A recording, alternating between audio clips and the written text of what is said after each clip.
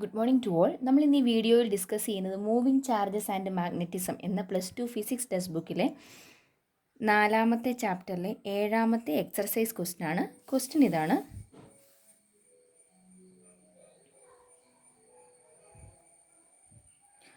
two long parallel straight wires A and B carrying current of 8 ampere and 5 ampere in the same direction are separated by a distance of 4 centimeter.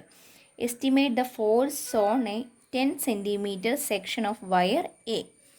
അതായത് ഇതിൽ പറഞ്ഞിരിക്കുന്ന ഇതാണ്: ഒരു രണ്ട് പാരലായിട്ടുള്ള straight wires എയും ബിയും, ആ രണ്ടിലൂടെയും കറണ്ട് കടന്നു പോകുന്നുണ്ട് സെയിം ഡയറക്ഷനിൽ.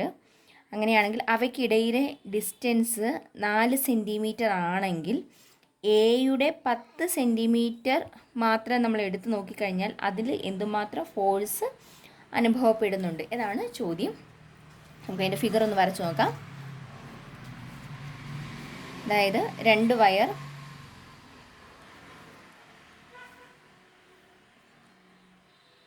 എയും ബിയും രണ്ട് വയർ നമ്മളെടുത്തു. ആ രണ്ട് വയറിലൂടെ കറണ്ട് കടന്നു പോകുന്ന സെയിം ഡയറക്ഷൻ ആണെന്ന് പറഞ്ഞു. നമ്മളത് മുകളിലേക്ക് കൊടുത്തെന്ന് വിചാരിക്കുക. അത് വെറുതെ ഇട്ട് കൊടുക്കുന്നതേ ഉള്ളൂ.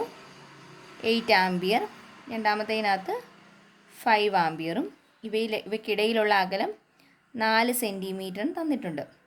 അങ്ങനെയാണെങ്കിൽ ഈ എ എന്ന് പറയുന്ന വയറിൻ്റെ ഒരു 10 സെൻറ്റിമീറ്റർ മാത്രം നമ്മൾ എടുത്തു കഴിഞ്ഞാൽ അതിൽ എന്തുമാത്രം ഫോഴ്സ് അനുഭവപ്പെടുമെന്നാണ് ചോദിച്ചിരിക്കുന്നത്.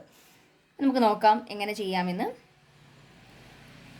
I1 I2 ആണ് തന്നിരിക്കുന്നത്. I1 is equal to 8 ampere and I2 is equal to 5 ampere. അകലം തന്നിട്ടുണ്ട്. D is equal to 4 centimetre. Length തന്നിരിക്കുന്നത് 10 സെൻറ്റിമീറ്റർ. സെൻറ്റിമീറ്ററിനെയൊക്കെ മീറ്ററിലേക്ക് കൺവേർട്ട് ചെയ്യണം. So D is equal to 4 centimetre എന്നുള്ളടത്ത് 4 × 10⁻⁻² മീറ്റർ ഈസ് ഈക്വൽ ടു ഇവിടെ 10 × 10⁻² മീറ്റർ എന്ന് കിട്ടി. ഇനി ഫോഴ്സിനുള്ള ഇക്വേഷൻ എന്ത് വരും? Force is equal to μ0 I1 I2 L/2πd. ഇതാണ് ഇക്വേഷൻ. μ0യുടെ വാല്യൂ ഇട്ട് കൊടുക്കുന്നു. 4π × 10⁻⁻7 ഇൻറ്റു I1ൻ്റെ സ്ഥാനത്ത് 8 × 5 ഇൻറ്റു 10 × 10⁻² ഡിവൈഡഡ് ബൈ 2π ഇൻറ്റു ഡിയുടെ സ്ഥാനത്ത് 4 × 10⁻². പയ്യും പയ്യൂടെ ക്യാൻസലായിപ്പോയി. 2ഉം 4 വെട്ടി ഇവിടെ 2 എന്ന് എഴുതി. 10⁻² 10⁻² വെട്ടിപ്പോയി. 4ഉം 8 വെട്ടി 2 ആക്കി. മിച്ചം എന്ത് വരും? 2 × 10⁻⁻7 ഇൻറ്റു 2 × 5 ഇൻറ്റു 5 × 10 × 10. ഇത്രയാണ്. ഈസ് ഈക്വൽ ടു എന്ത് വന്നു?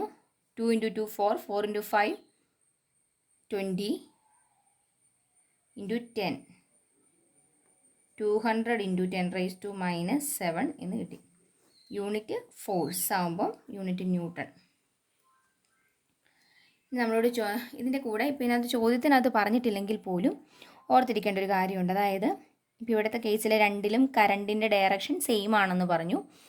അങ്ങനെയാണെങ്കിൽ ഇവിടെ ഫോഴ്സ് അനുഭവപ്പെടുന്ന എങ്ങനെയാണ്? എയിൽ കൂടി കറണ്ട് കടന്നു പോകുമ്പോൾ എയ്ക്ക് ചുറ്റും ഒരു മാഗ്നറ്റിക് ഫീൽഡുണ്ട്. ആ ഫീൽഡിലാണ് ബി ഇരിക്കുന്നത്. അങ്ങനെ ബിയിൽ ഒരു മാഗ്നറ്റിക് ഫോഴ്സ് അനുഭവപ്പെടും. അതിൻ്റെ ഡയറക്ഷൻ കണ്ടുപിടിക്കാൻ വേണ്ടി ഫ്ലെമിങ്സ് ലെഫ്റ്റ് ഹാൻഡ് റൂൾ ഉപയോഗിക്കും. തിരിച്ചും അതുപോലെ തന്നെ ബിയിലൂടെ കറണ്ട് കടന്നു പോകുമ്പോൾ അതിന് ചുറ്റും മാഗ്നറ്റിക് ഫീൽഡ് ഉണ്ടാവുന്നുണ്ട്. ബിയുടെ മാഗ്നറ്റിക് ഫീൽഡിലാണ് എ ഇരിക്കുന്നത്. അങ്ങനെയാണെങ്കിൽ എയിൽ ഒരു ഫോഴ്സ് അനുഭവപ്പെടുന്നു. അത് കണ്ടുപിടിക്കുന്ന ഫ്ലെമിങ്സ് ലെഫ്റ്റ് ഹാൻഡ് റൂൾ ഉപയോഗിച്ചിട്ടാണ്. ഇവിടെ നോക്കുക, കറണ്ട് സെയിം ഡയറക്ഷൻ ആയതുകൊണ്ട് ഇവിടുത്തെ ഫോഴ്സ് എന്ന് പറയുന്നത്, അല്ലെങ്കിൽ ഇവയ്ക്കിടയിലുള്ള ഫോഴ്സ് എന്ന് പറയുന്നത് അട്രാക്റ്റീവ് ആയിരിക്കും. കറണ്ട് ആൻറ്റി പാരലാണെങ്കിൽ ഇവയ്ക്കിടയിലുള്ള ഫോഴ്സ് എന്ന് പറയുന്നത് റിപ്പൾസീവ് ആയിരിക്കും. സോ ഇവിടുത്തെ ഫോഴ്സ് എന്ന് പറയുന്നത് അട്രാക്റ്റീവ് ഫോഴ്സാണ്.